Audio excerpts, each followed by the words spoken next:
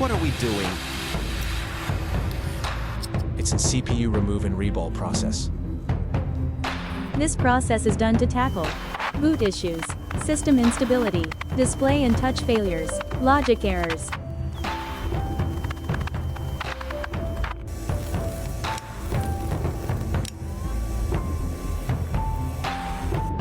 iPhone 13 CPU.